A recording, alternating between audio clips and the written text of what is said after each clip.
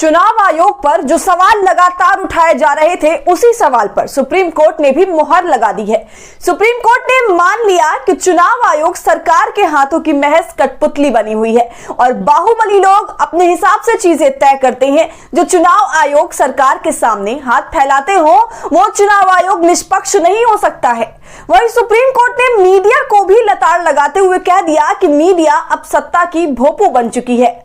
नमस्कार, आदाब, आप देख रहे हैं खबर अड्डा और मैं हूं आपके साथ सुम्बुलीरम। सुप्रीम कोर्ट ने एक ऐसा फैसला दिया है जिसने सरकार की नींद उड़ा दी है। 2024 के चुनाव से पहले चुनाव आयोग को लेकर सुप्रीम कोर्ट ने जो फैसला दिया है, उसे सुनकर 2024 में आसानी से सत्ता पर काबिज होने का सपना देख रहे लोगों के सपनों पर पानी फिर गया है, क्योंकि सुप्रीम कोर्ट ने चुनाव आयोग को सरकार के हाथों की कठपुतली बता दिया है और कोर्ट ने साफ कर दिया है कि अब केवल सरकार के हाथ में इसकी कमान नहीं होगी।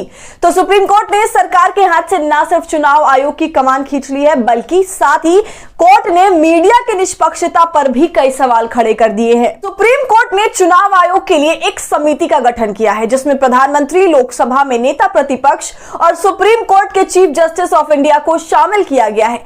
अब यही समिति तय करेगी कि मुख्य चुनाव आयुक्त कौन होगा।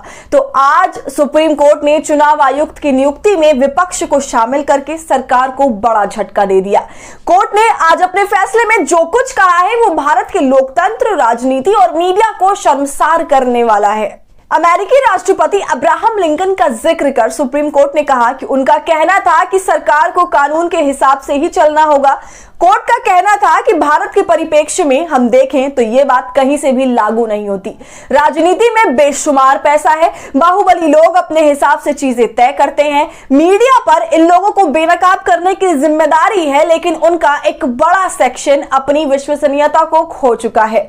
जो पार्टी सत्ता में है, वो चुनाव आयोग को अपना गुलाम बनाकर किसी भी तरह से सत्ता में बने रहना चाहती है। सुप्रीम कोर्ट का कहना था कि राजनीतिक दल कभी भी नहीं चाहते कि उन पर निगरानी का जो तंत्र है वो मजबूत हो। वो हमेशा अपने हिसाब से चीजों को नियंत्रित करना चाहते हैं। कोर्ट ने कहा कि चुनाव आयोग को निष्पक्ष बनाना ही होगा। जो लोग छोटी छोटी चीज के लिए सरकार के सामने हाथ फैलाते हो, उनका दिमाग कैसे निष्पक्ष हो सकता है। जो ईमानदार है, वो किसी भी सूरत में सत्ता का दबाव नहीं मानेगा, उनके सामने झुकेगा नहीं। अदालत ने सवाल पूछा कि इंडिपेंडेंस क्या है। योग्य को कभी भी भय नहीं होना चाहिए, लेकिन योग्यता तभी निखर कर सामने आएगी जब शख्स के दिमाग पर किसी का असर ना हो। शख्स ईमानदार होगा तो वो ताकतवर से भी भिड़ जाएगा, उसे किसी की परवाह नहीं होती। ऐसे में एक आम और कमजोर शख्स को उससे उम्मीद होगी कि वो आगे आकर लोकतंत्र को बचाए। लेकिन एक ऐसा चुनाव आयोग जो कानून के राज की गारंटी भी नहीं दे सकता, वो लोकतंत्र के अनुकूल नहीं है। लोकतंत्र तभी सफल हो सकता है जब सिस्टम के सारे हिस्से उसे मजबूत बनाने के लिए काम करें। लोकतंत्र को सफल बनाने का जिम्मा सबसे ज्यादा चुनाव आयोग पर ही है।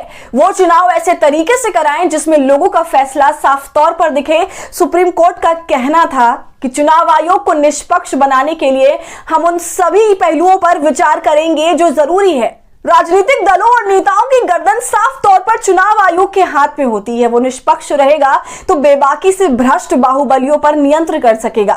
कोर्ट का कहना था कि बैलेट की ताकत सबसे बड़ी है। ये सबसे मजबूत दलों को भी सत्ता से बेदखल कर सकती है।